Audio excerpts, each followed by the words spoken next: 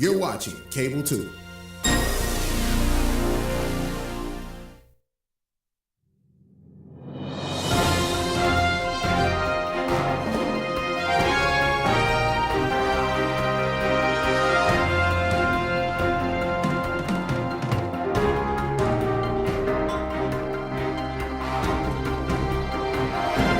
Good evening and welcome to the January 11th, 2023 Winston-Salem Forsyth County Schools Board of Education meeting. I am Deanna Kaplan, Board Chair, and I appreciate your attendance and also say good evening to our viewers on Cable 2. Will you please rise as we start the meeting with the Pledge of Allegiance and remain standing as you're able for the invocation given by Board Member Susan Miller. I pledge allegiance to the flag of the United States of America and to the republic for which it stands, one nation, under God, indivisible, with liberty and justice for all. May we pray. Lord, may your goodness and love be present amongst us today. Please bless this meeting with unity, hope, and vision. Lord, we pray for unity. Build in us a deep respect for one another so that our district may be one. We pray for hope. Come stir your hope within our hearts and renew our faith. And Lord, we pray for vision. May your vision fill our lives as we seek to reveal your love. In your name we pray. Amen. Amen. Our first order of business tonight is the agenda review. Do I have a motion to amend the agenda to go back into close after our open meeting to discuss a personnel matter? So moved. Second. Okay, so I have a motion by Vice Chair Bohannon, a second by Board Member Crowley. Any discussion? Hearing none, all in favor? Thank you, that's unanimous. Our next order of business this evening is the public hearing of school renaming, and we have two people speaking on this. And Darrell Walker, would you like to come up and speak a little bit before we hear the public session? Good evening, Madam Chair, Superintendent McManus, and Board. Some discussion, as you know, with the new construction of the Philo Middle School. There was some discussion about a potential public hearing to talk about some suggestions around renaming of the school. So tonight is that night of the public hearing that gives an opportunity for the general public to make a presentation, considering a name change or not, to speak in favor of or against. So I'll turn that back over to you from the public hearing perspective. That just gives you a little perspective of what the agenda is tonight. Okay, thank you so much. Our first speaker is Francesca Gant. And Francesca, you have 3 minutes to speak. How are you? I'm well. How are you all tonight? Great, thank you. Thank you. First of all, thank you, Madam Chair, board members, and Superintendent McManus. As the principal of Philo Hill Magnet Academy, we have looked at this opportunity. We have thought long and hard about the future of our school. We see this as a time with the renewing of our building, as a time that potentially could be a refreshing of our name and rebranding of our school and school community. We like to usher in the new, but also honor the past when we think about Philo Hill and what it means to be in the Con-Oak Hills community within Philo Hill Magnet Academy. When we think about Philo Hill Magnet Academy, we think about the wonderful history of Mr. Philo, who the school is named after, a former principal, who served very diligently at Philo Magnet Academy. It wasn't Philo back then. It's been Con-Oak Junior High School, then Philo Middle School, then Philo Hill, and now we're at Philo Hill Magnet Academy. When we think about all the refreshing, we would like to usher in the new and respect the old and really bring the community together. We sit aside Con-Oak Elementary School, right beside Con-Oak Elementary School, in the same parking lot on almost the same parcel of land. And in thinking about our community, we took a long time to think about this as a school community. This was not something that we rushed to do. This was something that we thought about and really thought about the implications of naming the school and potentially changing the name of the school. We had several meetings with our faculty and staff. We also allowed for community, for our stakeholders as in parents, to also give names on our online website, and also we ask of students whether they would like to change the name, and if so, what would the name potentially be. We considered, I think on the ballot we had about 17 names that we looked at, and as a school community, we voted and we came up with Conoke Middle School. Conoke Middle School not only bridges us with Conoke Elementary, but it respects the wonderful community that we have the opportunity to serve, which is the Conoke Hills community, and it really kind of brings back where we were to start with, if you think about prior to it being named for Mr. Philo. But out of all respect for Mr. Philo, we would always want to pay homage to Mr. Philo and really think about respecting his legacy. Mr. Philo was a great administrator within Winston-Salem Forsyth County Schools. We would like to think of naming our administrative suite the Philo Administrative Suite, and dedicate that area of the building to him.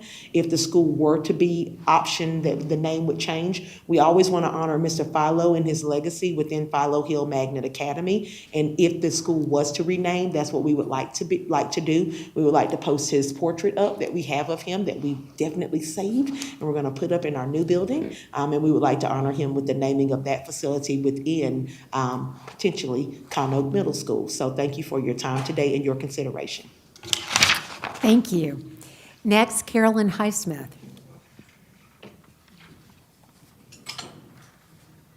Good evening, Madam Chair, school board members, Superintendent McManus.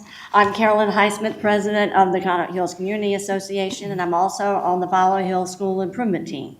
On Monday, Principal Gant from Follow Hill notified me that the Follow Hill faculty, staff, and students, plus parents, have voted to rename Follow Hill Magnet Academy to Conoke Middle School, and will be submitting this name tonight. I, in turn, notified the Conoke Hills community of this proposed name change for Follow Hill and asked for any feedback, and gave the history of how this middle school was named for Mr. Philo in 1962. I am pleased to announce that all of the feedback to date from the Conoke Hills community has been extremely positive for changing the name of Follow Hill to Conoke Middle School. Therefore, on behalf of Conoke Hills community, we will enthusiastically support the resetting and renaming of the school to Conoke Middle School. And doing research about the history of the school, when it was first renamed for its first principal, Mr. Philo, I had discovered that the school was originally named Conoke Junior High in 1960 to complement the new Conoke Elementary School built in 1957, where both schools are located in the center of our Conoke Hills community. I also learned that Mr. Leonard Edward Philo was the first principal also of Conoke Elementary before he became the principal of Conoke Junior High in 1960. Tragically, by July 1962, Principal Philo was seriously ill and not expected to live. Because he was so beloved by both teachers, staff, students, and parents at Conoke Elementary, and especially Conoke Junior High, the PTA of Conoke Junior High went to the Winston-Salem City Schools Board of Education in late July 1962 and formally petitioned the renaming of Conoke Junior High to Philo Junior High to honor Mr. Philo before his death as of August 1st, 1962, at the age of 47. So therefore, we support Principal Gant's idea of continuing the legacy of Mr. Philo by naming the new administration center and rehanging his portrait in that new center once the school is reopened. In conclusion, the Conoke Hills community supports wholeheartedly the renaming of Follow Hill back to its original name of Conoke Middle School and urges the school board to approve this name change. We believe this name change will not only benefit the rebranding of the school, but also help to ensure the future integrity of our Conoke Hills community. Thank you. Thank you. At this time, do any board members wish to comment about this? Okay, thank you so much. At this time, we will hear public comments on the agenda items only. If you've signed up to speak, we ask that you sit near the aisle seats closest to the podium. We expect civility. Please be kind, considerate, and respectful, and direct your comments only to me as board chair and not to anyone else in the audience. Know that we cannot talk about sensitive and private student or personnel information in this public setting. Please know that each public comment is heard and there's a follow-up process to address your questions or concerns. You have 3 minutes to speak, and if you have more to share, always know you can email us directly. First, Pat Blackburn.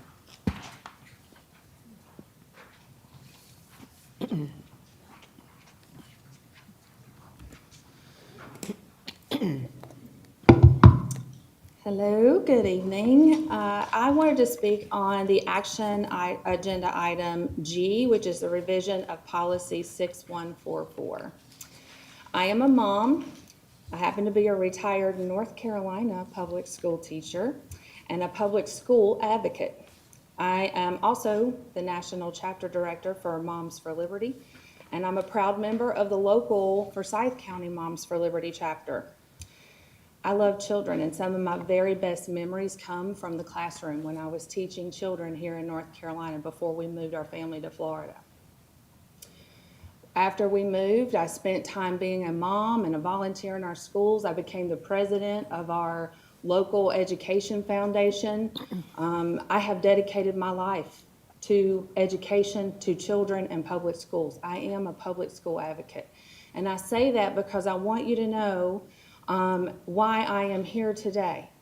And that is because I truly feel that this policy change is bad for schools and it's bad for Winston-Salem Forsyth County. What we need to have excellent schools are excellent teachers and staff.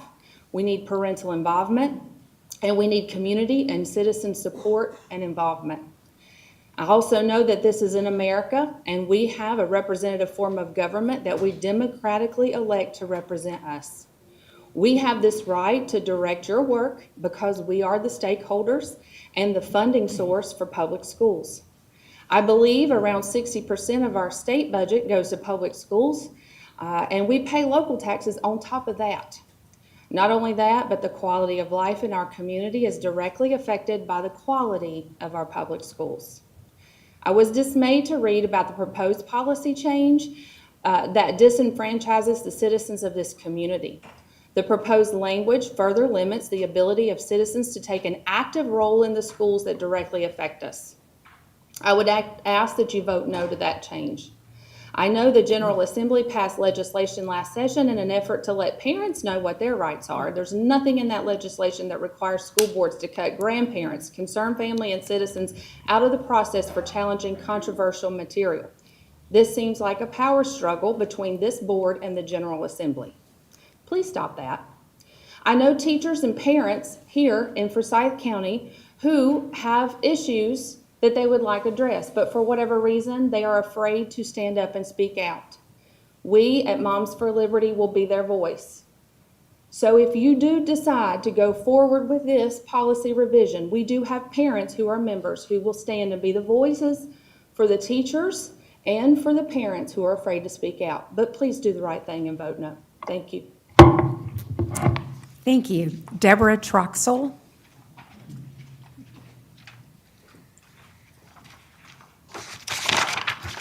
Good evening to Madam Chair, school board members, and Superintendent McManus. My name is Deborah Troxel, and I teach high school in the county. I am speaking on behalf of myself. I had students go through the school system, and I've coached more years than not for the school system. I'm addressing the proposed bell schedule. I understand the schools utilize the same set of buses and drivers. I understand the need to standardize instructional time. I also understand the easy solution is to just push back high school by 15 minutes. However, a 3:40 dismissal already presents problems we are barely managing. Just another 15 minutes is not sustainable. High school teachers and students have more after-school commitments than any of the other grade levels. Maybe instead of pushing back the 15 minutes and kind of adding to problems we are already struggling with, it may be an opportunity to go back to the drawing board.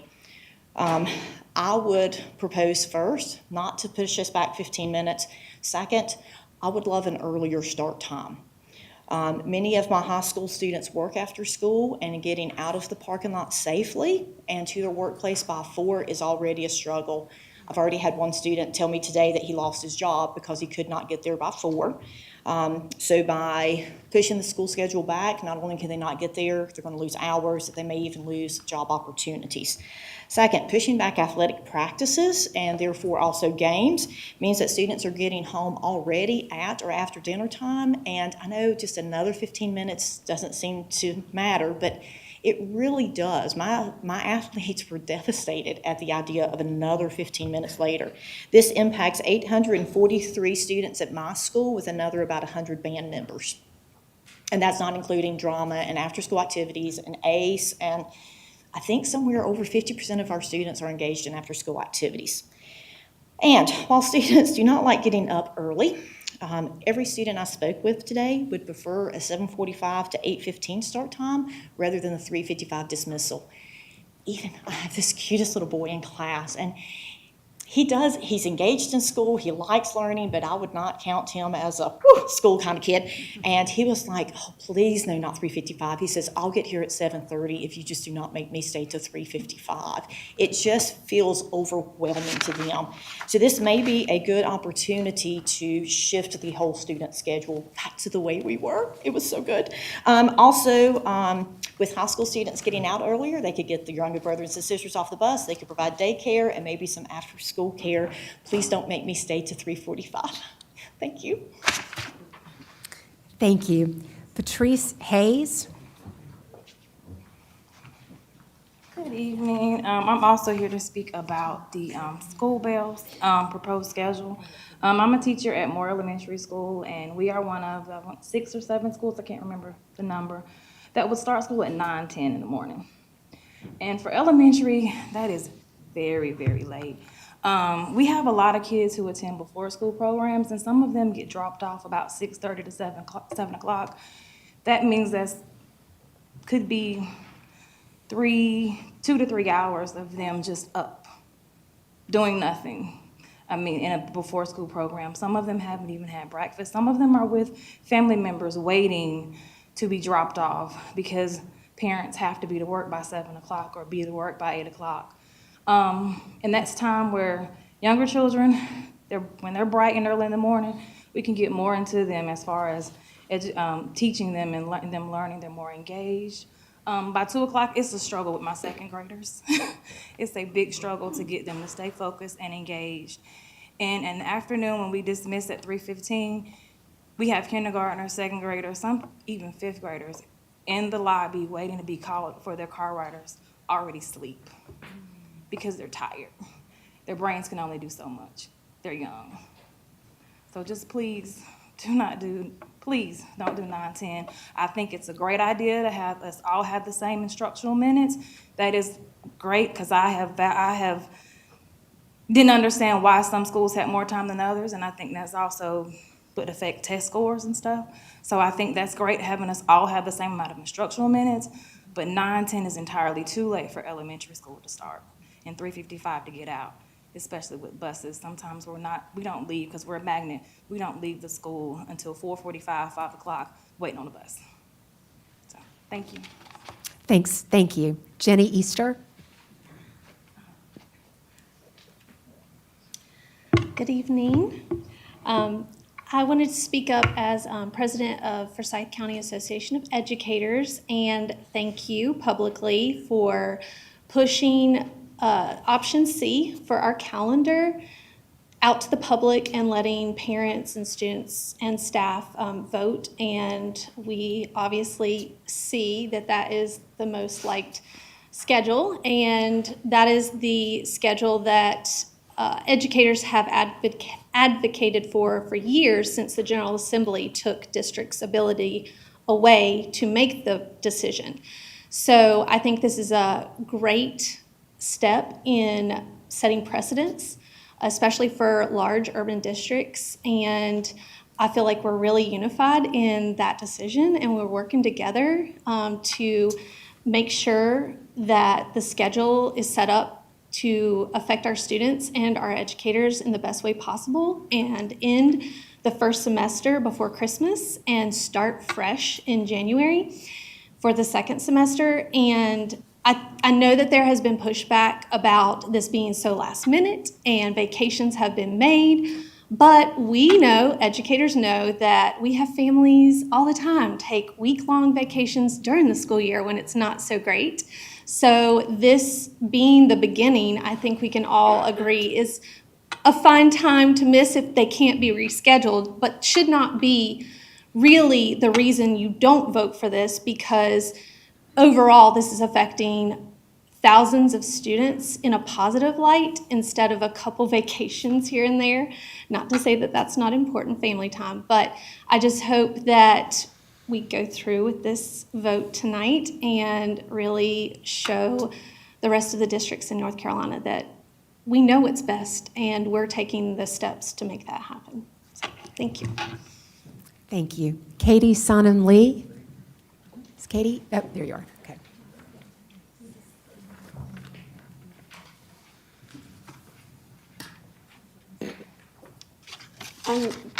I'm Katie Sonam Lee. You all know me.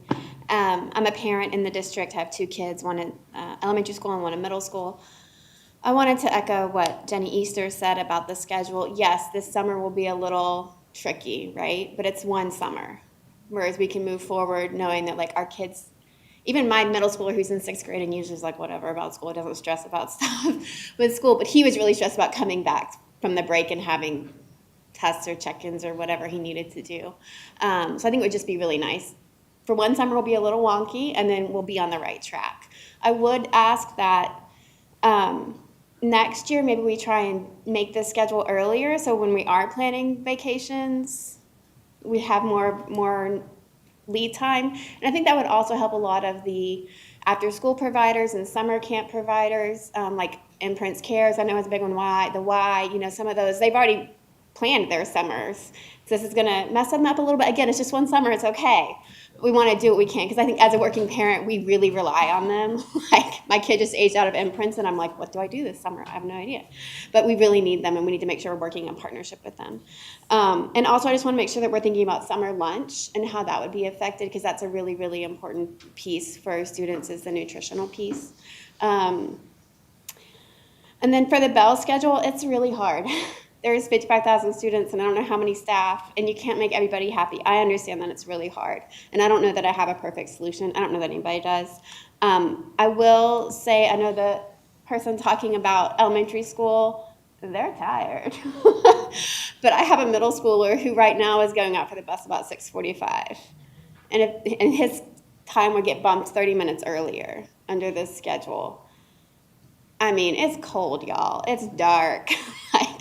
Middle schoolers, science shows too that age group, their bodies are like not ready to learn. The other ones, they're up at like 6 a.m. like, whoa, right? But the middle schoolers really aren't. And so if we want them to be at school, be able to learn and be ready, have their brains on, at some point we need to think about doing it later and following the science that goes for middle schoolers, particularly high school. We heard from a high school person, we heard from an elementary school person. I'm just bringing the middle school perspective from a parent's perspective. And then also when we're thinking about bell schedules, I think we need to remember, whenever we're making a decision, who isn't here to speak? How does this impact the mechanics, the bus drivers, the nutrition folks, the custodians? I know our custodians are already getting to the building really early because they're dedicated, and same for nutrition and mechanics and drivers and all of those folks who aren't able to speak here tonight.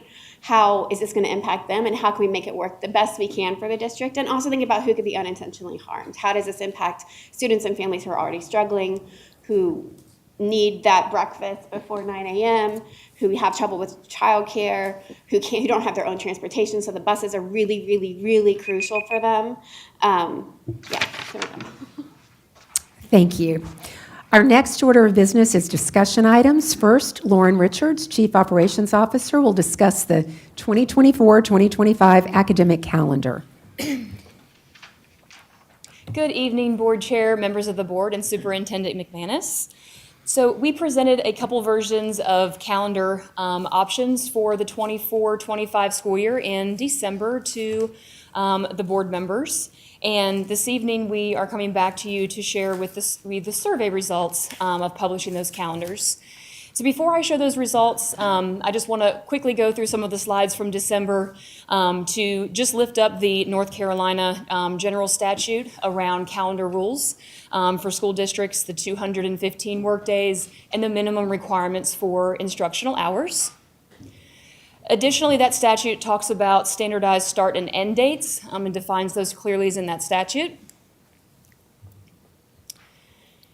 For calendar development, for our calendar A and B version, we had a committee that comprised those calendars to put some thought into how that impacted various groups throughout the district. And then, in addition to the general statute, there were several local preferences that the committee and other staff members throughout the district lifted up, that the committee was very diligent in trying to bring to light as we produced calendar version A and B. And there are some additional preferences that are local as well.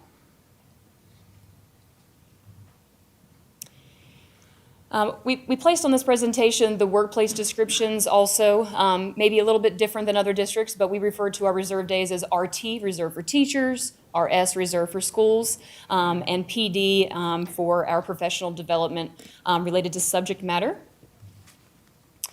And on December 12th, staff presented the calendar options to our board, and we advised you of publishing a survey that would close on December 22nd.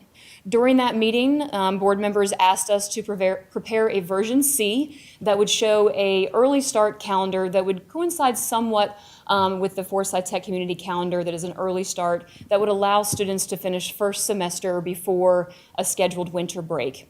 And so staff produced that calendar, and that went live on the survey, and we gathered those results for you. And so there's two different slides here this evening to show you the data broken down in two different ways. And so on this first slide, you can see the breakdown by stakeholder for each of the three versions, and the three different stakeholder groups were parents, staff group, and then our students as well.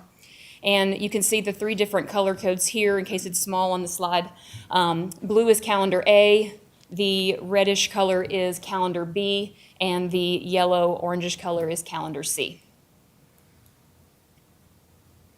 And so when we take all of that data and we put it together across the board, we had just over 4,000 results.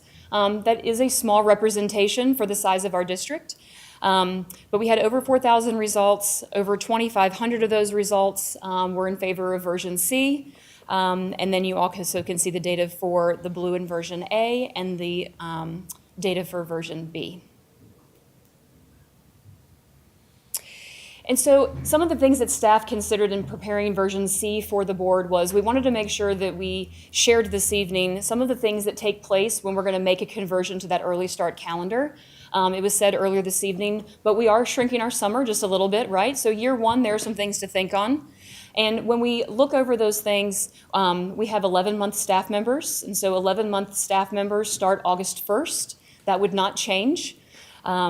We have utilities to think about in our summer months. We have summer cleaning taking place. And so it would be prudent if version C is selected for staff to make some shifts and have some very prepared schedules to be able to make sure that our buildings are ready to go.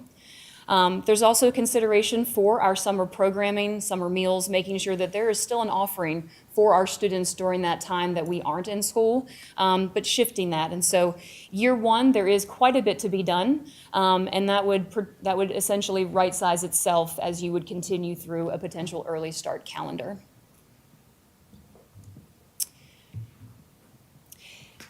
And so I'll open it up for discussion and comments. And so tonight you do have this as an action item for the board to make a selection on which calendar you believe would be best for staff and students and parents of our district. And so I will open it up for any questions that you have or discussion you'd like to have. Any questions? Board Member Crowley?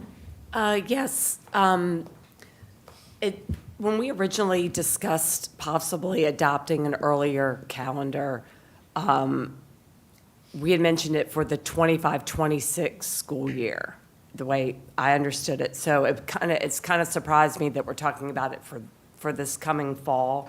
One speaker had mentioned summer vacations, but it's actually a lot larger than that. You've got jobs, you've got camps, you've got internships kids are doing, you've got college visits. A parent wrote to us about how they've already scheduled for their child to be at a camp at a potential college that they want to go to. So those kinds of opportunities. We also have situations where there's shared custody, and the other parent might not be in Winston-Salem, and they spend half the summer, and those dates have already been determined by courts, and, you know, because of what our calendar usually is. So I guess what I'm wondering is, typically, how much notice is considered fair notice for this type of what I see as a major shift in what we're expecting from our families? I'm Like going to from jump, other yeah, I'm going to districts. jump in. So when we left the last meeting, we were under the impression that the board wanted us to do a survey and actually move forward like this fall. So, because we would have had more time. We are bringing back the 25, 26 soon. So once this is done, once we figure this out tonight, and if the board decides we want to do an early start, then we'll bring that one back with the dates and all that for the following year. If the board says, whatever the board says tonight, we are going to bring a calendar back. We had planned to bring it in April for the 25, 26 school year. So there'll be tons of notice in the future for that. But we brought it back upon request, like for next school year. So we do know, that's why we gave the things to consider side. We do know there's a lot to consider as you're thinking about the decision. Board Member Kuhn? We did ask for it for this coming year because we had talked about the implications that we were breaking the law to do it, but it has been something that has been requested for years and years and years in this district. Actually, Stokes County passed this exact type calendar on Monday in their district, so they are going with the early start.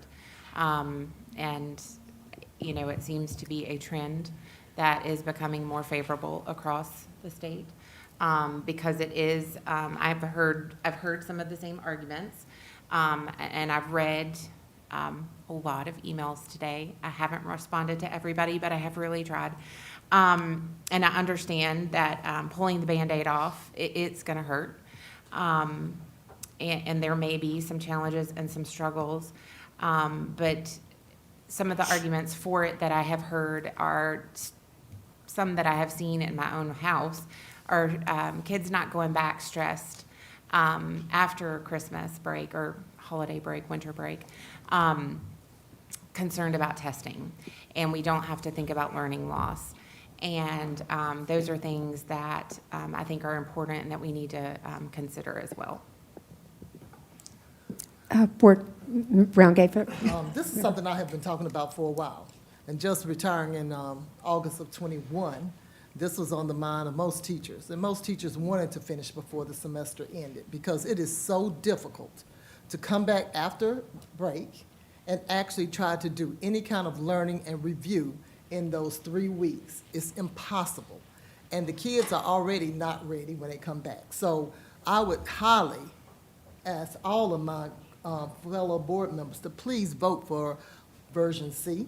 I also want to say this, if we was not going to do this, and we went and sent out a survey, if we go against that at this point, that looks like we really didn't want your opinion anyway, and why ask for it? Yes, Vice Chair Bohannon? So from my perspective, in this role as a board member, there's so much that we can't do that we wish that we could all the time. We talk a lot of times about what impact we're actually having because it seems like our hands are tied in a lot of different ways. But this is something that we can do, and this is feedback that has been provided to us for a while in terms of us being able to do this. And, you know, I know that, to me, one of the larger implications of the fact that there is an established statute saying that we can't do this. But to me, it's about what is best for the district as a whole and for children. And I understand the implications of the impact on people's calendars, like people who are planning. But I would say this, and I'll just speak from my perspective. Growing up, I didn't really have, we didn't really plan, or we weren't able to plan a whole lot ahead of time for certain things. And, you know, for me, to the point, I've heard feedback from a lot of different teachers who have said that people take vacations all throughout the year. That was a surprise to me because I I did not, but I didn't know that that was a regular common occurrence. So I think people will ultimately take the time that they feel like they need to take. But to me, it's about the impact on our students and the teachers in our buildings. Any other? So can you speak a little bit about, because I just want everyone to understand, I mean, I am all about what's best for kids, and even if we're breaking the law, you know, sometimes laws need to be broken if they are not in the best interest of kids. And I agree about the stress that children, I think, are under for not being able to do exams until after Christmas break, all of that. So I'm kind of okay with it, but I am okay with it. I want to also be intentional and mindful of those families and individuals that have already planned for certain things. So I'm sort of in the camp of the 25, 26 to give us a little bit of time. But can you please speak to us about waivers and just kind of educate us a little bit about that and why we've not qualified for waivers, which would be a waiver in order to do this without breaking the law? Sure. So there is a waiver that school districts can fill out each year. That waiver does specify that in order to qualify for that waiver, you have to be able to show a hardship on your district around inclement weather days. That could be inclement weather for hurricane-related scenarios or winter snow incidents as well. And you have to be able to look over a specific period of time and be able to show documented days where you missed instructional hours and had to adjust your calendars in order for that waiver to be considered for approval. And we've just not met that. We have not. Yes, we had one inclement weather day in last school year. We have had a few years where there have been more, but not to the extent of the eastern part of the state or the western part of the state. Okay. Thank you. Any other comments? Okay, thank you so much. You're welcome. I think you're up next to talk I about the am. bell schedule system. Perfect. Thank you as always, Kevin. All right, so in December, staff shared a concept of a system-wide bell schedule approach, and we shared some breakdown slides in that presentation in December by the three different grade spans. And so those have been collapsed on this slide for you this evening. This was also in the December presentation. But this gives you an overview of the instructional hours at the different bell schedules that exist throughout the district. And there are 17 different ones currently. And you can see from the table that at the different grade spans, some of those variances are 5 minutes or 10-minute differences. They aren't always drastic. And so 17 different versions, taking a look at trying to collapse those into times that make the most sense and would be appropriate, and standardizing those instructional hours to 405 minutes for the student day. So there were several factors that staff looked at, and this slide was produced kind of in an order, if you will, of priority and keeping instruction and student equity at the forefront, and then working our way through other things that bell schedules can impact for students throughout our district. One of the things that the board members asked us for, or all of you asked us for, sorry, in December, it's like I'm talking to somebody else, was some research around the best times for the different grade spans to go to school. And so those aren't in the presentation this evening, but in Assembly there is access to them for board members and for the public to look through some of that research. Some of that research is national, and I believe there is one piece in there that is actually a North Carolina local produced source as well. And so when we looked over that information, there was a lot of data that talked about our older grade spans going later in the morning versus earlier. But we also had a presentation and are currently working with a grant team around our choice models and school enrollment and working towards how and where our students attend. And so knowing that that's on the horizon, staff was trying to be intentional about making as minimal of an impact and a change for the majority of our schools as possible. And so instead of making a drastic shift, when we looked at each school individually, We elected to keep middle schools at 7:25. That is the predominant middle school start time now. There are 3 or 4 middle schools that are an outlier that would shift to that 7:25 time. 8 a.m. and an 8:35 start time for the majority of our elementary schools. And looking back at one of the previous slides, most of our elementary schools start somewhere between 7:55 right now and 8:45 is the current latest start time. And then our high schools being at the 9:10 bell, which is a shift by 15 minutes. And there are a small number of elementary schools that were placed at this bell time. There are varying reasons. If you look through that spreadsheet, and if you desire, we can pull that up. There is a file in Assembly that shows every school and its current bell time and its new proposed bell time, so that everyone can see that specific to their location. And so those schools were selected for that 9:10 time, either due to being on a combo campus with a middle school, to be able to support the car traffic and the overflow that we receive on our city streets day to day, to provide as much gap there as possible. And then for some of those schools, based on the choice elementary zone that they are in, there is high ridership. And so making sure that each of the elementary schools within that choice zone are spread over the various bell times so that we can support getting those students to school in a more timely manner via buses. And so that is how those schools were selected. You see 3 notes down at the bottom related to 3 schools specifically that are somewhat of an outlier. And those are our early middle college that is over at Forsyth Tech Community College. Those students have a varying schedule depending on what college courses they're enrolled, but we still publish a schedule for them. Career Center is a school that has a 0 period that our other high schools do not have, and our students either drive or use bus services back and forth throughout the day to attend classes there. So when you look at their bell schedule, it looks significantly longer than some of the other schools, but students are not there for their entire day. And then Winston-Salem Preparatory Academy being a middle high school blend with a large athletic program and trying to accommodate both of those age groups and their after-school activities were placed on the 8:35 bell instead of the 9:10 bell. And so I'm going to pause there and open the floor to any discussions or feedback that the board would like to have this evening. Board Member Watts? Just consideration, and when you look at these proposals, I think we have 6 elementary schools that we're now proposing to start at 9:10.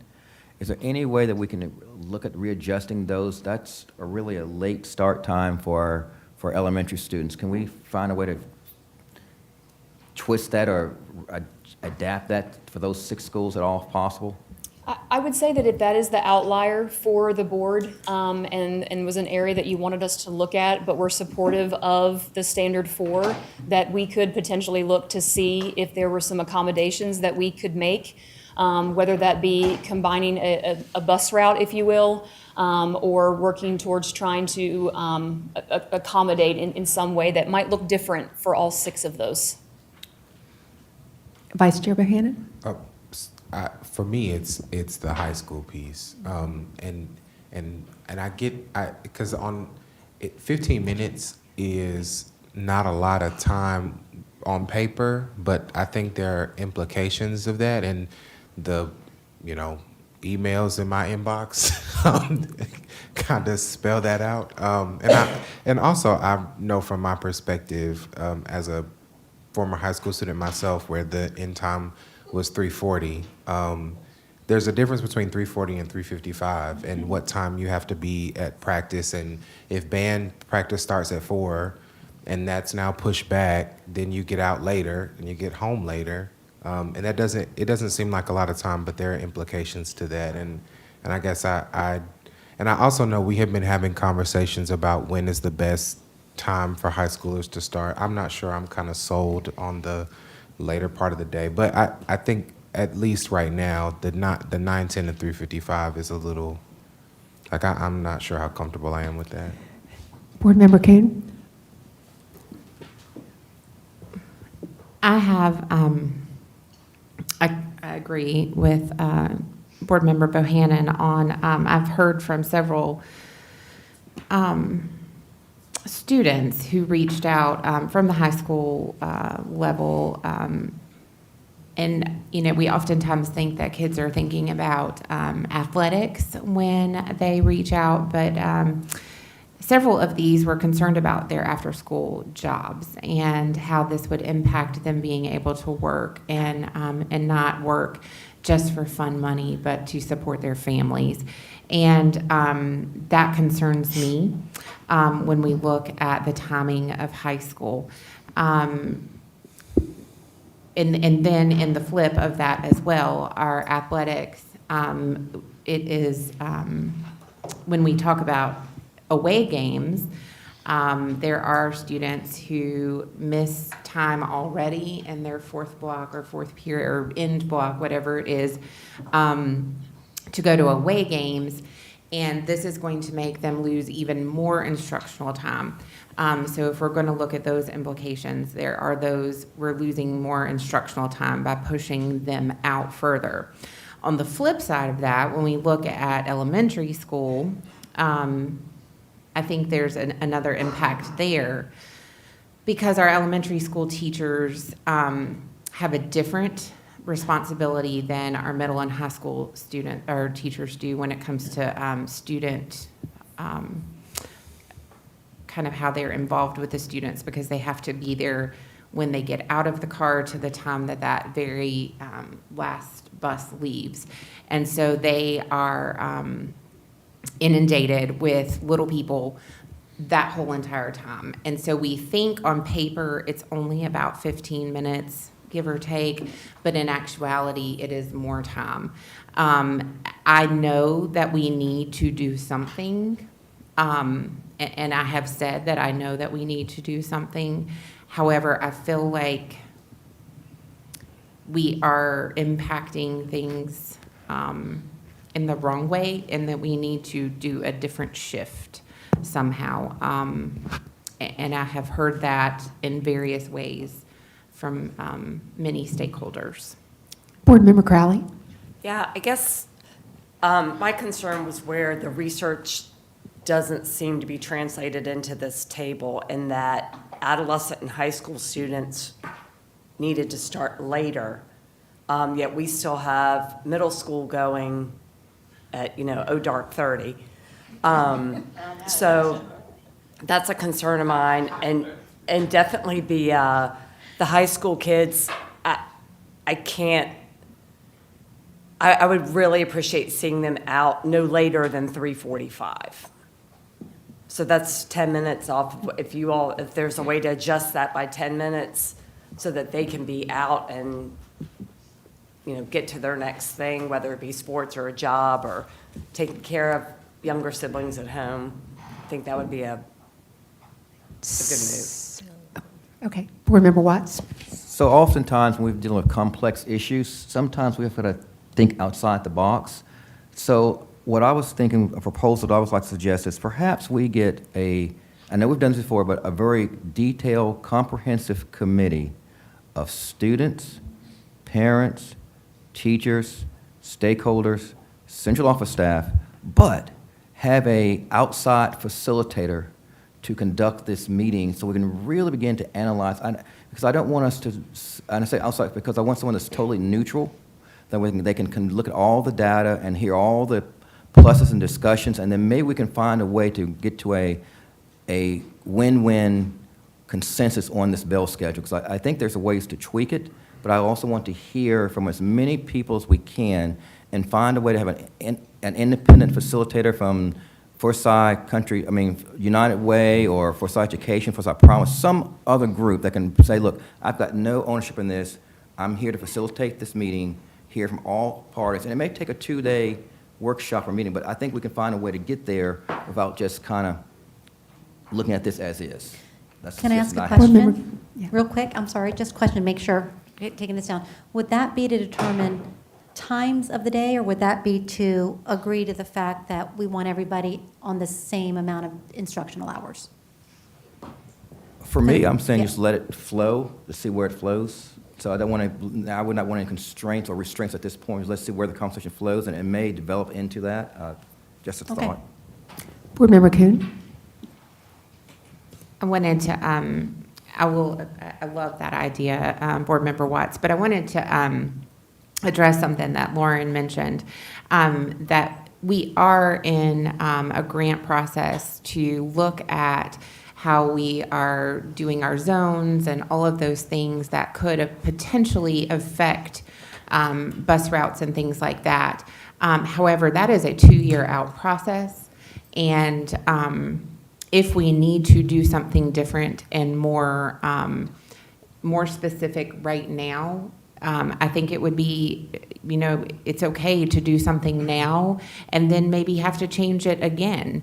I think that we don't have to be scared of making a bigger change now and doing something different if that is what is required, and then make another shift once we get through the grant process, if that is needed then at that time. I just wanted to acknowledge that. Vice Chair Bohannon?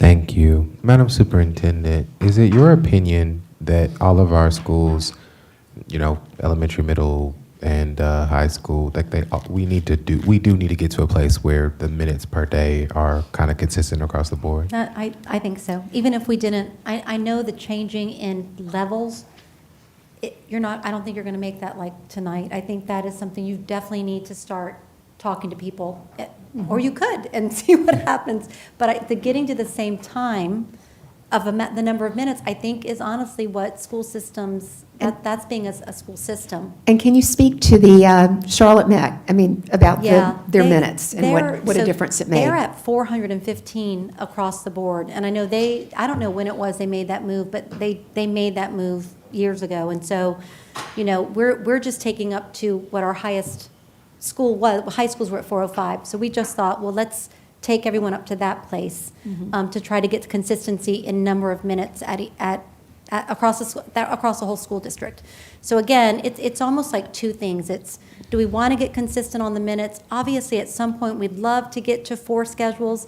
If the board wants to wait and figure out, is there a better model of who goes first, second, third, and that's a whole nother conversation. If there's any way for us within the 405 to work it out to what you said, which was, is there any way we could keep high school not getting out as late, even though a lot of kids are saying, I'd rather come at 7:30? Or like what you said, which was, or somebody down the row, which was, the elementary school, that could be more conversation, but I think there's 2 parts of this.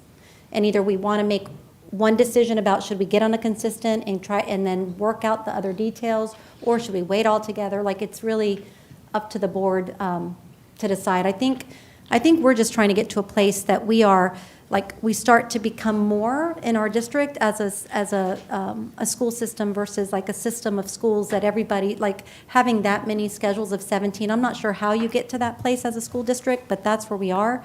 Having schools get to have different numbers of hours, I'm not sure how you get to that place, but we're there. And so I just want to clean that up is what I'd like to do, always keeping kids in mind first, staff in mind, and I think we can do both, and families. We can do all of Board Member that. Crowley?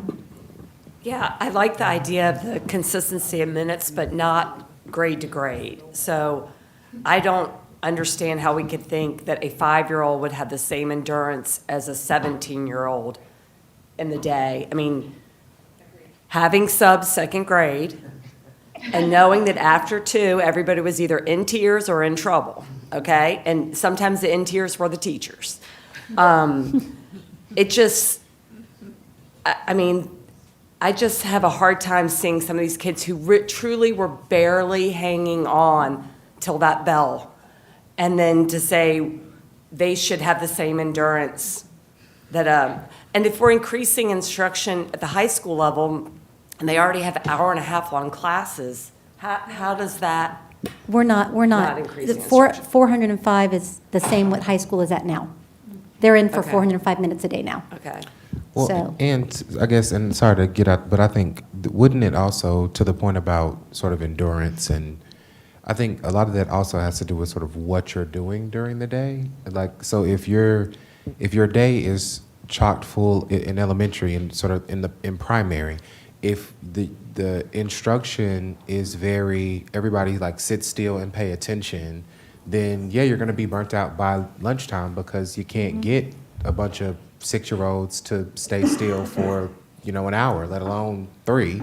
So I think it also is about your pedagogical approaches and like the decisions you're making, like in the classroom.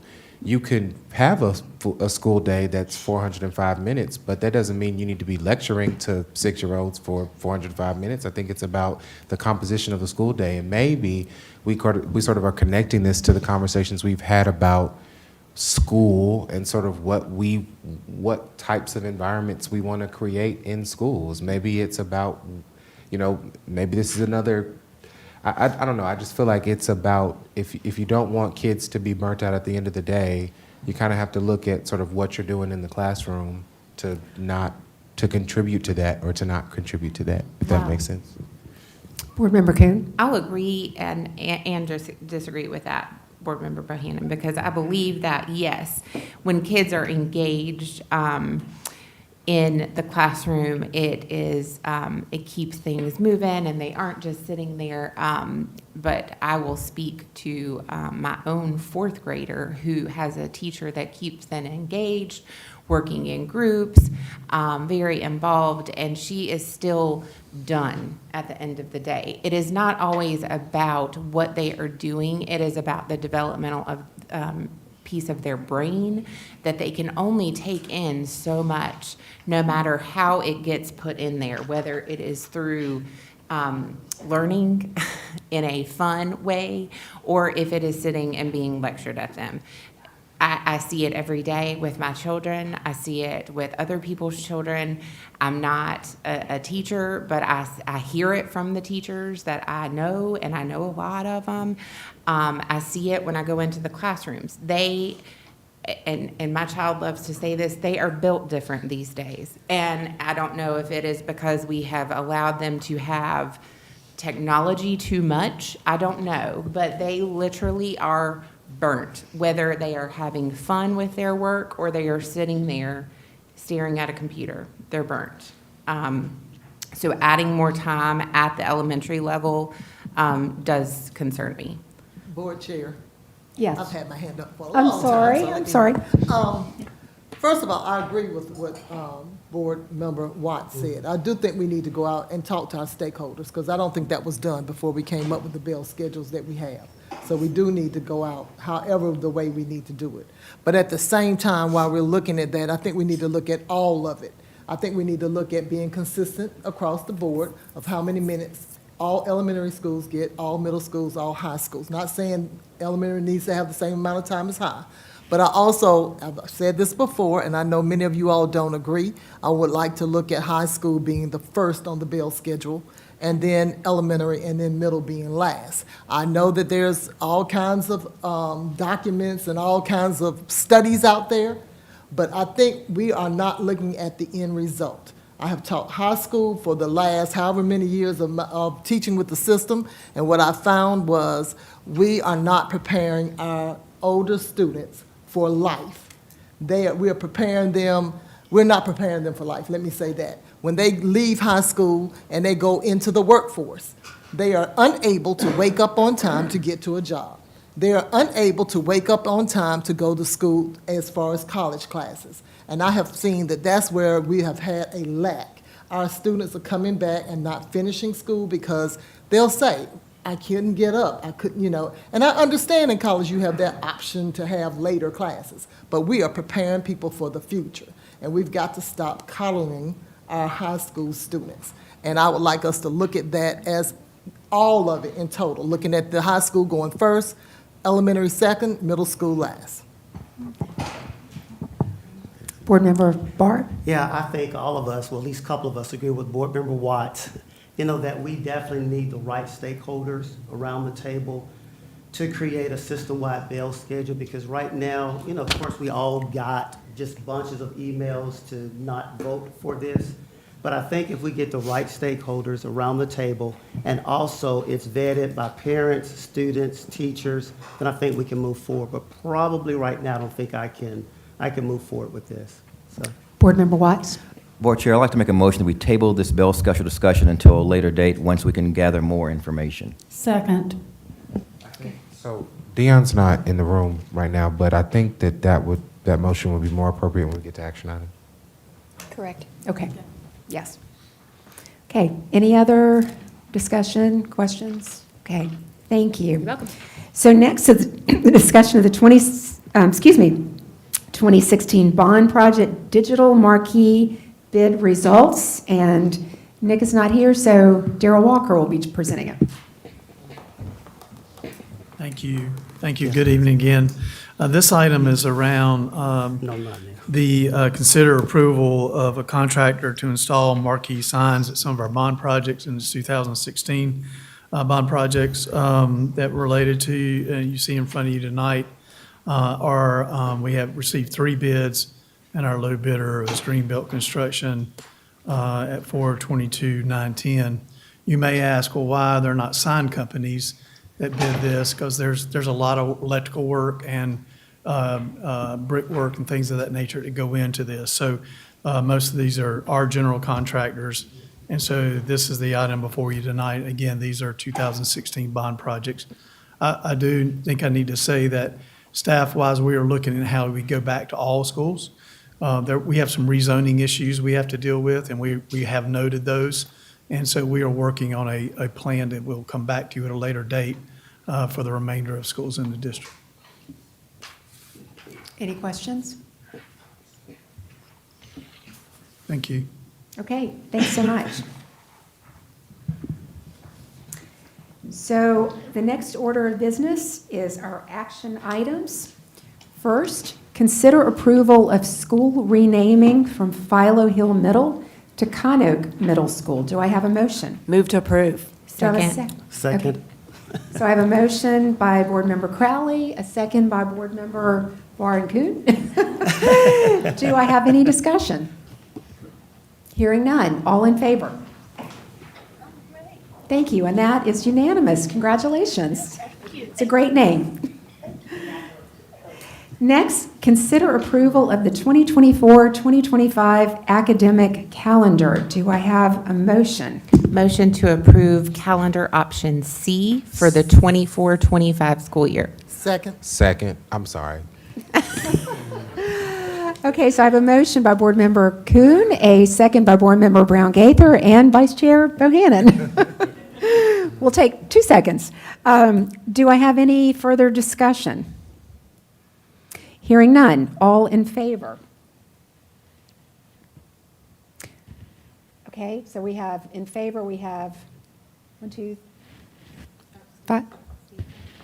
Steve, okay, 1, 2, 3, 4, 5, 6. Opposed? Can we say Opposed? why? 3, okay.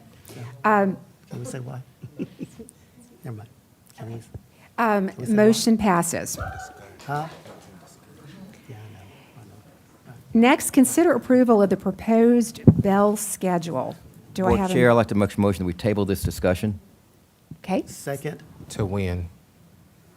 until time is to gather that we've reached the consensus of gathering data from our constituents. Thank you. So, and, Sorry, unreadiness by the superintendent. yes. So we would talk then for the following year, because that would take, we wouldn't want to surprise people that, so we're talking for 20, when we bring it back, it'll be for 25, 26, yeah, okay. Thank you. Do we want to, and I'm sorry to mess up the motion, for just a point of clarification, do we need, Madam Superintendent, to adopt a bell schedule right this minute? No, we would just keep going with our current one. No bells at all next year. No, yes. Okay, so we have a motion by Board Member Watts to table this until we have further research and discussion on it. And did we have a second? Second. Okay, Board Member Barr and Board Member Miller. Second, any further discussion? Okay, hearing none. All in favor? Okay, thank you. That is unanimous. Next, consider approval of the 2016 bond project digital marquee bid results. Do I have a motion? Move to approve. Do I have a second? Second. So I have a motion by Board Member Crowley, a second by Vice Chair Bohannon. Any further discussion?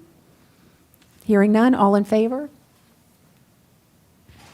Thank you, that's unanimous. Next, consider approval of the Indiana Avenue Maintenance Renovation Contract. Do I have a motion? Move approval. Do I have a second? Second. So I have a motion by Vice Chair Bohannon, a second by Board Member Crowley. Any discussion? Hearing none, all in favor? Thank you, that's unanimous. Next, consider approval of the revisions to policy 4114.3, conditions of employment. Do I have a motion? Do I have a second? Second. So I have a motion by Vice Chair Bohannon, a second by Board Member Kuhn. Any discussion? Hearing none, all in favor? Opposed? Were you in favor? Oh, all right, sorry. Oh, okay, Yeah. okay. So that's unanimous. Thank you. Next, consider approval of the revisions to Policy 6144, Challenge to Educational Materials. Do I have a motion? Motion. Do I have a second? Second. So I have a motion by Board Member Kuhn, a second by Board Member Brown Gaither. Any discussion? Yes. Yes. You know what, I had a lot of folks to reach out to me concerning policy 6144. And I was wondering if our attorney, if Dion can come up and, okay. Yeah, if our attorney can come up and just kind of go through this and, just make it clear. Who will be able to challenge educational materials and who can't challenge?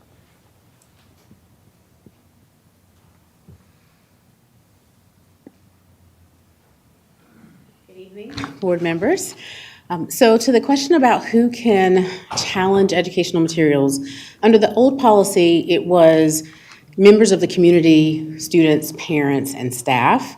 However, under this revised version, we're proposing to allow really the real stakeholders for the materials in schools, which are current students, parents or guardians of current students, and current Winston-Salem Forsyth County School staff. Also, just for informational purposes, that is consistent with the policies that are in the other large urbans. And so they've always limited it to just those individuals who are directly impacted by the educational materials. Ours was actually a little bit more broad than that. So this is bringing it in line, also in alignment with the recommended version of the policy from the School Board Association.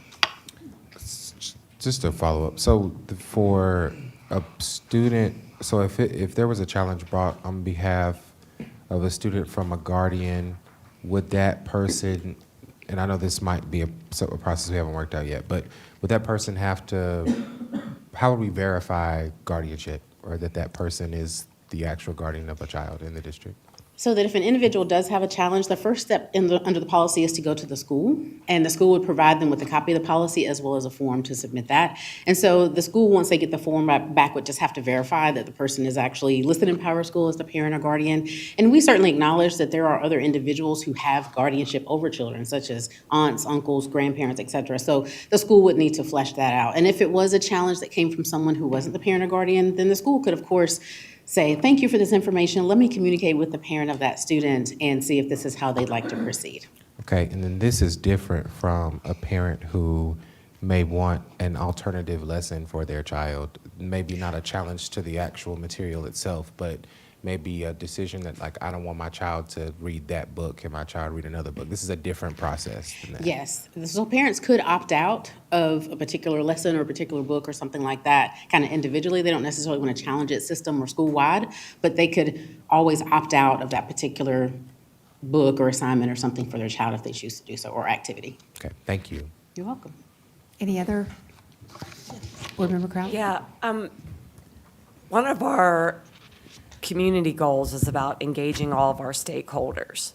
And it says through all processes of instruction and education. So how would we still be true to that or achieve that goal with adopting this policy, where we're saying you can't participate in this process unless you're a parent, a student, or a teacher?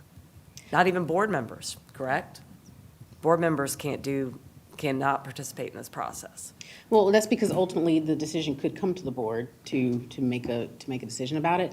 So I think if I'm interpreting your question correctly, it kind of lends to how we make selections of materials, which I think I'm not sure I'm the best person to respond to that question because that's just not my area. But I think just kind of generally speaking, if anyone had a question or a concern about a particular book or material, they could always bring that concern to the school. It doesn't mean that the school will say, no, you're not the parent of garden. We don't want to hear you or listen to you. You know, we can always, I think our principals would always be open to receiving feedback and comments from anyone, and they can resolve that however that sees fit. It may not be pursuant to this specific policy, but, in the spirit of collaboration, I'm sure that our schools will be open to hearing those concerns from anyone.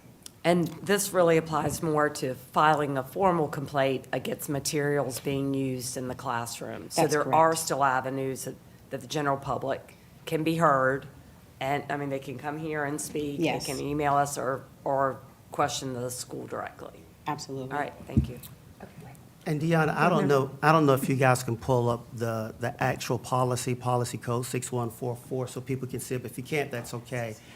But some of the emails that I've gotten when they've looked at this online, let me give you part of the sentence. Because of the nature of some of these materials, certain items may be considered controversial by some members of the public, and then that's kind of slashed through. Current Winston-Salem Forsyth County School students, parents, and or guardians of currently enrolled students. And so you go down to letter B, at the same time, current Winston-Salem Forsyth County Schools, students, parents, and or guardians of currently enrolled students, or Winston-Salem Forsyth County School staff, citizens is marked out. And I think those folks that emailed me just said they had an issue with members of the public being scratched out, and also citizens being scratched out, because the thought that I got was, I may not be a Winston-Salem Forsyth County staff person. I may not be a student. I may not be a board member, but I am a taxpayer. And ultimately, I'm the one that gave my taxes to help build a building. Why can we not word this differently? So that was the concerns and thoughts out there. Okay. Well, and I did want to also note that in the materials that were uploaded, it was the AR, which actually is not board approved, but we have uploaded the actual policy, which is much shorter. So were you reading from the policy or the AR? I was reading from this one, 6144. I guess that must have been it just says policy. Policy, okay. Code 6144, challenge education Okay. materials. Board Member Miller? Yes. I personally see our taxpayers as major stakeholders of our community. And I stated this before when we were going to limit the comment sections. I never want to do that. I want to hear from everybody. And I think that's very enlightening, the more that we are open to our citizens. So I'm piggybacking, I guess, on Robert. I'm not in agreement with not having our stakeholders, our taxpayers, being able to comment or file a grievance or whatever. So I would say, to the point raised earlier, if a member of the community does have a concern about something, they can always bring that to the board. And if the board wants to reevaluate something, perhaps in a curriculum committee or something like that, you can always take further evaluation or examination of a curriculum item.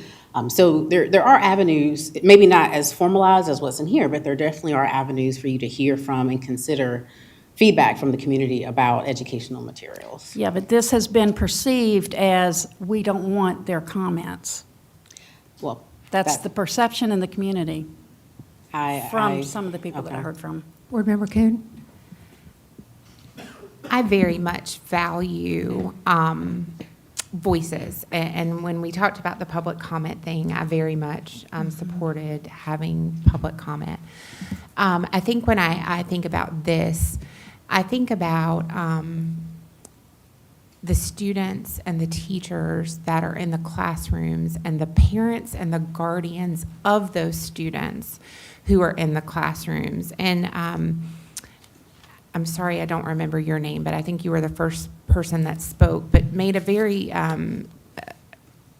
profound comment, I think, to me, is that if there is something that is so egregious or wrong, that there are people who will find a person within the district to bring it forward.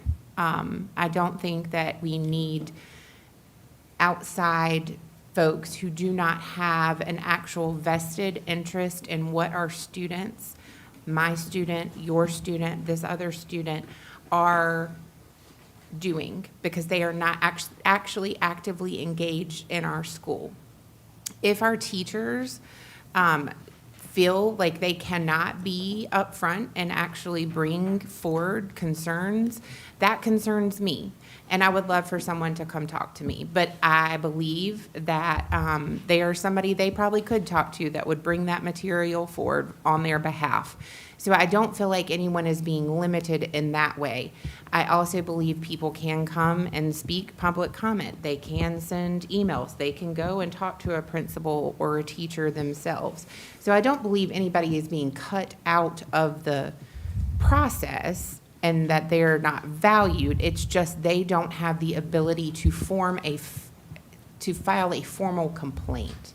I think that's the difference. Am I understanding that correctly? That's correct. Okay. So, the board member,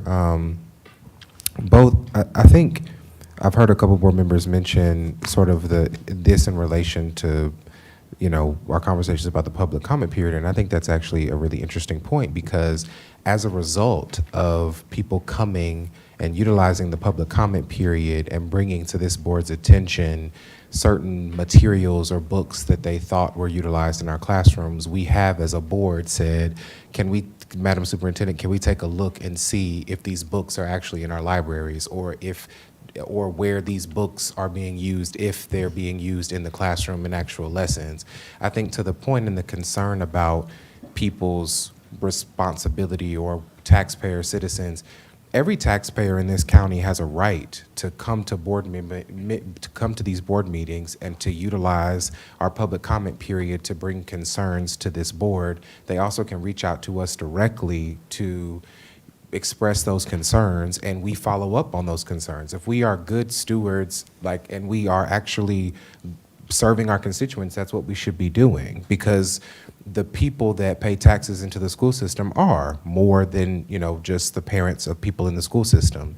I think in terms of our internal school processes, which is what this policy speaks to, it is, to me, appropriate to limit it to parents and to guardians of students. Because when you think about the process, like Ms. Jenkins says, it starts at the school. I don't want staff to have to encumber the responsibility of fielding these filings, these forms, not just from the composition of the people in their school, but also from members of the public who may just be nearby and drop off something at the school and be like, this is my complaint. I just feel like that, to me, makes this process a little bit more cumbersome to the people who are in our buildings who already have a lot of responsibility. I feel like it is fair to say to the public, if you have a complaint or if you have a concern about materials, you bring that to the board directly. But we have this process that's available for the families that are connected directly to our children within our district. I think this is something that is beneficial for our families and for our people who are actually have children in schools. I don't think it's taking away from people's responsibility. And I think that the other piece is that as a board, a part of our role is also to help when perception is different from the reality, is to help point that out and to address that. Because it's not always the case that what people perceive something as is the reality of it. Any other comments? I have one. Board Member Crowley? Yes, how many complaints are filed on behalf of people who aren't a student, parent, or teacher against educational materials that we're using? About how many each school year? So you mean through the formal process? I don't have that data as far as how many have ultimately, I know in the last several years, there have not been any that have gotten to the board level. I don't know how many have come to the school level. I would have to get that data and share that with you. Okay. Board Member Wood? Thank you, Madam Chairman. So if we vote in favor of this change in policy 6144, is it more restrictive or less restrictive upon any stakeholder? I mean, no building no school building exists in this school district. Not a single brick in any of the building. This is not paid for by taxpayers' dollars, either to state level, local level, or federal level. So does this policy, it sounds to me like this is not changing anything for those who are advocating for it, but how does this change the current policy beginning in the morning if we pass this? So it does change who can challenge educational materials. At what level? At the initial level of who can actually bring a formal challenge through this process.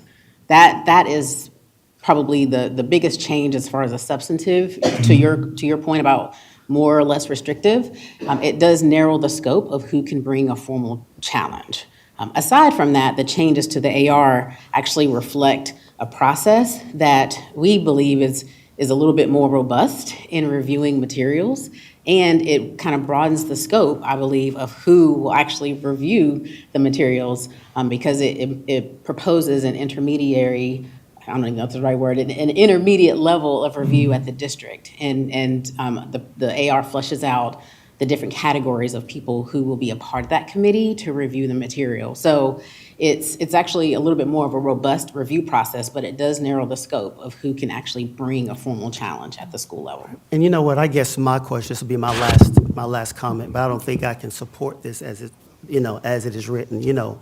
Why are we changing this now? Why? And then did something happen recently or in the past to say, hey, we need to change this policy? So part of the reason why we're reviewing it now is in response to the Parents' Bill of Rights legislation that was passed that requires us to review and/or adopt policies that allow parents to inspect and object to textbooks and other educational materials. But aside from that, nothing else happened. And on that, Parents' Bill of Rights specifically addresses the rights of parents and guardians to be able to inspect those materials. So really, we've made it more robust so that we can kind of account for a good review of those materials and a good process. That's correct. So this is in response to the Parents' Bill of Rights, making it more accessible to the parents. Yes, that was part of the impetus for reviewing the policy, was it's required as a part of the Parents' Bill of Rights. Okay. Any other discussion? One last thing, Board Member Wood? Oh, and Board Member Barr. I understand that we're saying that, and Deanna, I respect you and everybody on the senior staff, everyone, but it just seems a little bit, just a little bit odd to be having this policy now and to say this is a response from the Parent Bill of Rights. Just telling you, my thoughts. So. Well, what I would say, if there's additional information that you'd like for the committee, the staff committee to review or bring back to you before reviewing or making a decision about the policy, we'd be happy to do that. So, if there's additional data or anything else that you'd like us to review and bring back, we'd be happy to do that. Board Member Wood? So this additional question, Deanna, is this proposal consistent with or disconsonant with the Parents' Bill of Rights? So the Parents' Bill of Rights just requires us to adopt a policy that allows parents to inspect and object to textbooks and materials. It's not prescriptive in how we go about doing that. There is another statute that predated the Parents' Bill of Rights that basically leaves it up to the board to develop policies for how this can happen. But as you know, statutes don't often go into an extensive amount of detail. They leave it up to the local boards to develop their own processes and procedures. Board Member Coon? To Board Member Barr's concern that the timing of this was interesting, we are required by the legislation with the Parents' Bill of Rights to go through all of our policies, correct? And address them to make sure they comply with the new Parents' Bill of Rights. Is that correct or not? Am I So misunderstanding? it doesn't require us to go through all of our policies. It does require us to adopt certain policies if they didn't already exist, and or review them. So policies with regard to how parents can inspect and review and object to textbooks. It also requires us to review and update our parent involvement policies. So it's more so around parent involvement, not necessarily all of our policies, but the ones related to parent involvement. So it's not necessarily an odd timing, it's an attached timing because it is coming with the Parents' Bill of Rights that we're having to do this. Is Yes, that? ma'am. Okay. Thank you. Vice Chair Bohannon? So is our current, if this doesn't pass, in your opinion, Dion, is our current practice robust enough to satisfy what you feel as though was the General Assembly's intent in the passage of the Parents' Bill of Rights? So I think we'd have to probably go back as a review committee, and because there was Dr. Wilkins and some members of her team and myself that looked at this. And so we do have an existing policy that allows for, objections and that sort of thing. But we might want to look at the accompanying AR, the procedure, to see are there any ways that we can still incorporate some, because again, it's not the AR that's being voted on tonight, it's the policy itself. And so we would still go back and look at the AR to see if there are ways we can help improve and maintain the robustness of what we're proposing. Okay. Any other Madam questions? Chair, one other question, I'm sorry. Board Member Wood? Sorry to keep going here. No, please do. It seems to me, well, let me ask a question this way, and then maybe one more question, Madam Chair. Mm-hmm. So in the absence of, this is, I guess, asking for an opinion, Dion, but in the absence of the Parents' School of Rights, would we be discussing this proposed policy change? I'm not sure. It's possible. I mean, it's possible that we would still be proposing it. It might be more so we would be making changes to the AR, because that's really where the process is outlined and set forth. Because it's a policy that hasn't been reviewed since 2001. So it certainly was up for review as far as how old it is. And I don't know if Paula wants to speak to it, but I know her team had been looking at updating this AR for quite some time. One other question and statement, Madam Chair. It just seems to me that it's an unwarranted, maybe unjustified shrinkage rather than an expansion of the rights of stakeholders completely and across the board.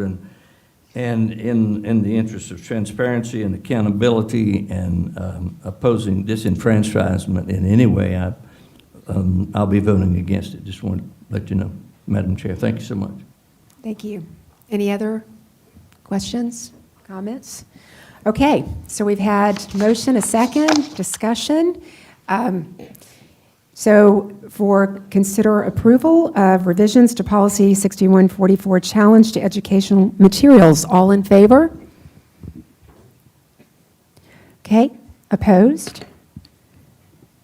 Okay, thank you, motion passes. Next, consider approval of the East Forsyth High School construction documents. Do I have a motion? Move to approve. Do I have a second? So I have a motion by Board Member Crowley, a second by Board Member Barr. Any discussion? Hearing none, all in favor?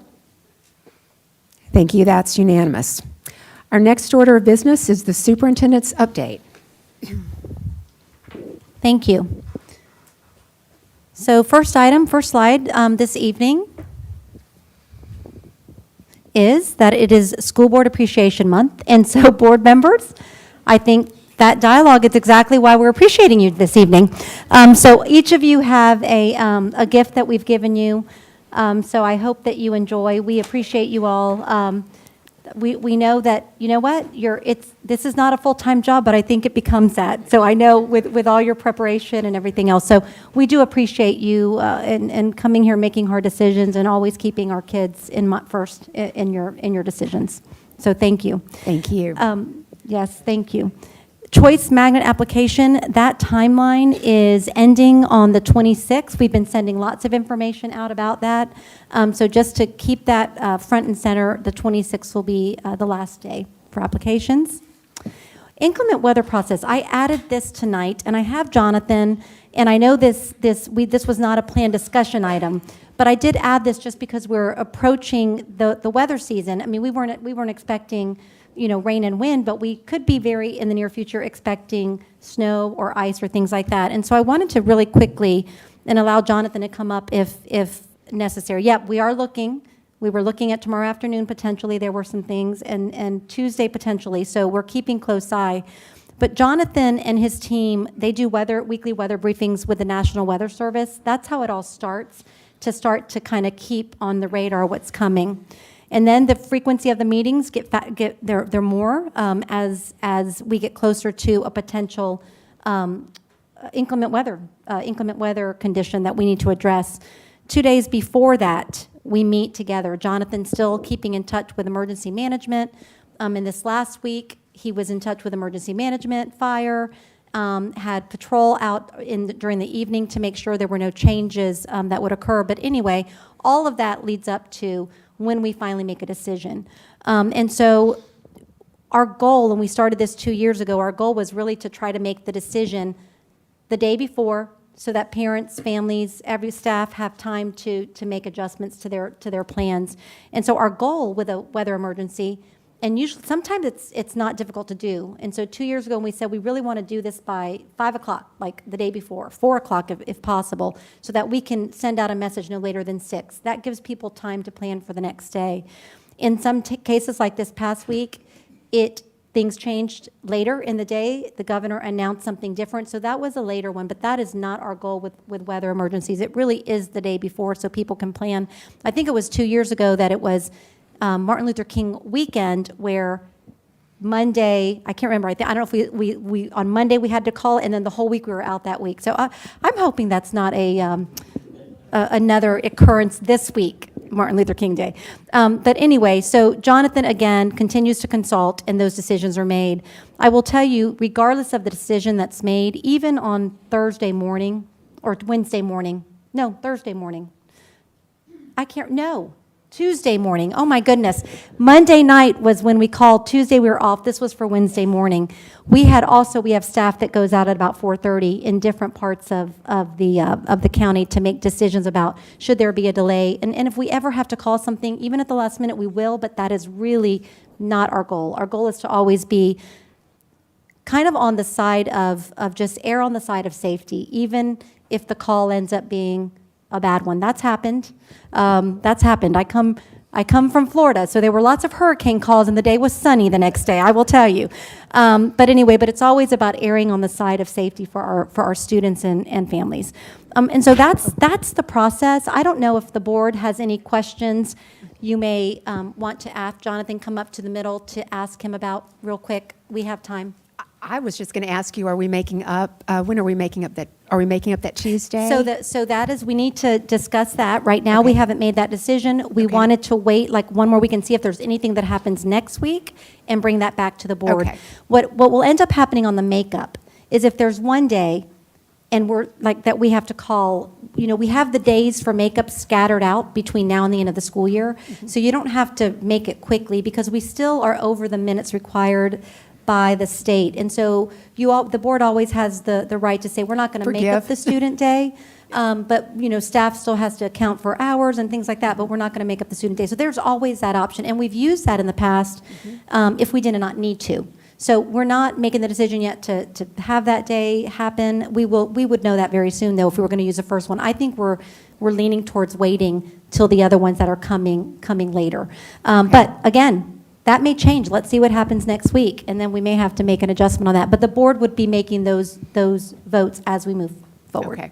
Jonathan, do you want to come up, and if I forgot anything? Any questions for Jonathan? Well, so I think we can, since we're taking the opportunity, I think we can dispel some assumptions that people. So first, Jonathan, could you tell us? Because I think people sometimes have the expectation. So when we take things into consideration, we're not looking necessarily. We are looking at what other districts are doing, but we're not making decisions based off of what other districts do, right? No, we're not making other decisions based on that. Now, I will tell you that I have colleagues in other districts that we talk to, along with emergency management, as we build up to stuff. We had a meeting the other day. It was a joint meeting between that was arranged by August Vernon and his emergency management group where we have emergency management type folks like myself in Forsyth and Guilford, and we talked about things. We had Nick Petro, who is our representative with Raleigh, with the National Weather Service in Raleigh, and he came and spoke to us. And so, I have all these folks. I can call Nick Petro up and ask him questions. So a lot goes into watching the weather. In another life, I would have been a meteorologist. I love it.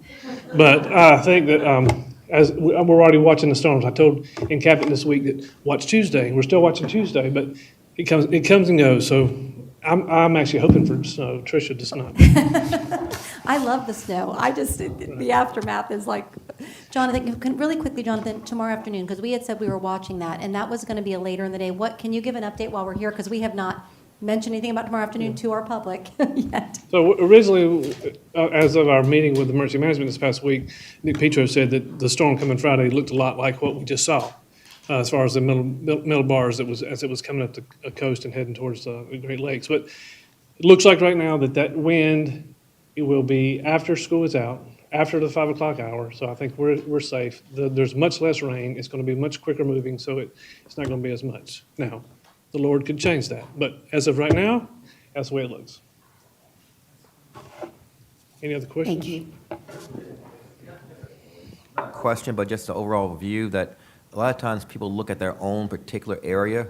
We are a county school, so we've got to look at the north side of town, the south side. So sometimes the northern side of town may get hit, quote, with something that impacts the north, but does not impact the east or west. So we got to take all of that in consideration when we make our decisions. So sometimes I would look at the worst case scenario. So Right. even as of this past week, we were looking at what might be stronger winds in the Kernersville side and less on the other side, but more rain on the west side and less rain on the east. So we would look at the worst case scenario. But I would also say is when we get weather forecasts we're in the central part of the state, our local offices in Raleigh. They're forecasting for the entire state, and typically we see things that are north of the I-85 corridor is how it affects us.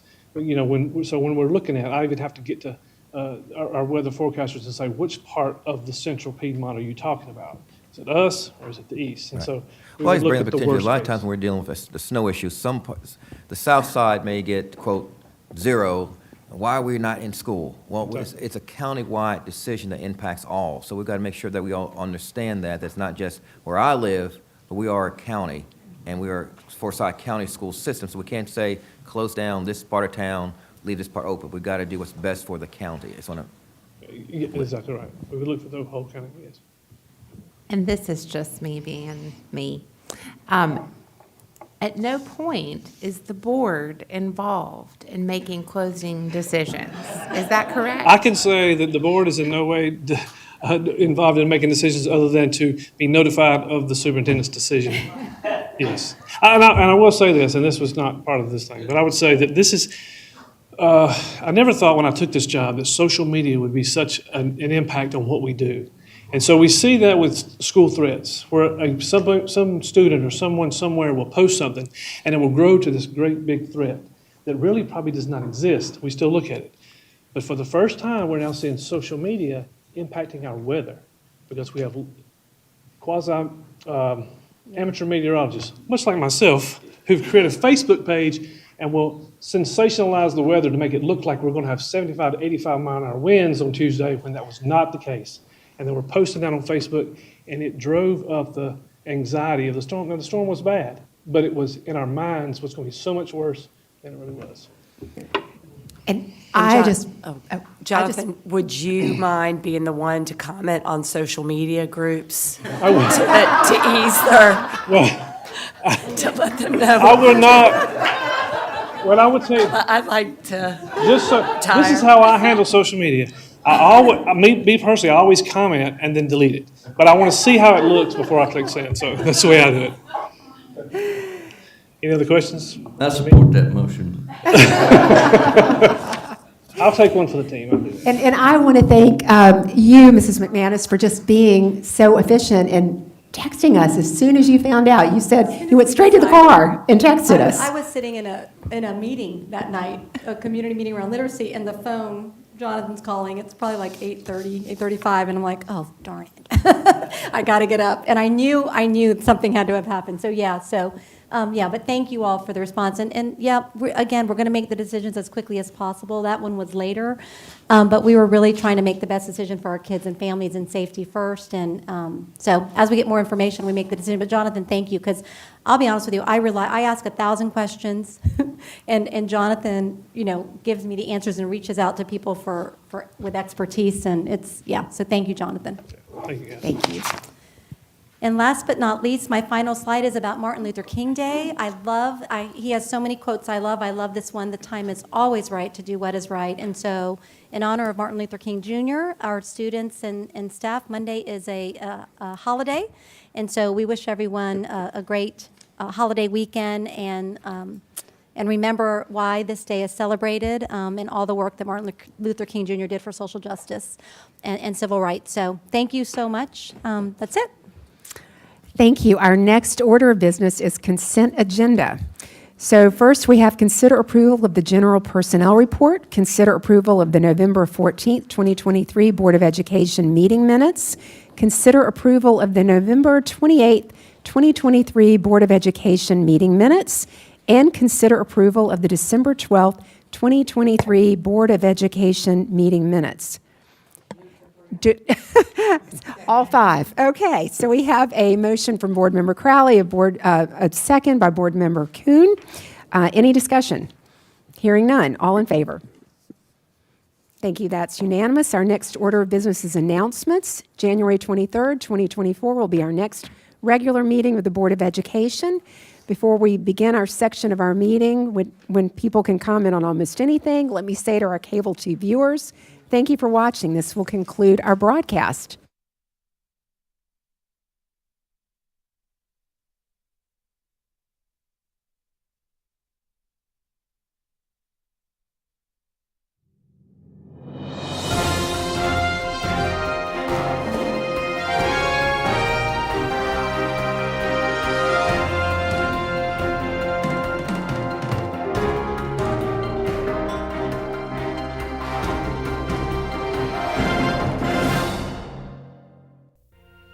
Thank you for joining us on your school channel, Cable 2.